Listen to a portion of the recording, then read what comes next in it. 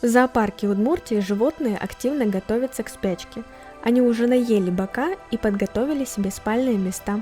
Например, барсуки Шура и Федя почти не выходят на улицу, роют ямы и утепляют свой домик сеном. Они выходят только тогда, когда уже хотят кушать. Девочка Шура, она очень домовитая у нас, она хозяйка. Федя у нас не такой.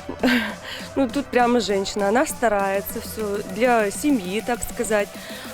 Держит чистоту, порядок. Бурый медведь Гоша тоже набрал вес для зимней спячки и стал менее активным. Сотрудники зоопарка заготавливают сено и лапни для берлог косолапых. Зайцы почти полностью сменили шубки.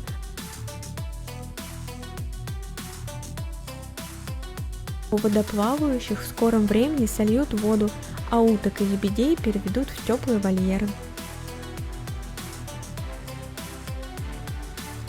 Все теплолюбивые птицы, животные уже во внутренних помещениях находятся. Зоопарк вообще уже начал подготовку к зиме. Мы уже перешли на осенний режим работы до 6 часов. В скором времени мы уже перейдем до 5 и далее до 4 зимой. В зоопарке Удмуртии обитает 750 особей, это более 200 видов животных, но только малая часть из них уйдет зимовать, а вот энергичная белка в холодные дни занимается спортом и вовсю готовится к холодам.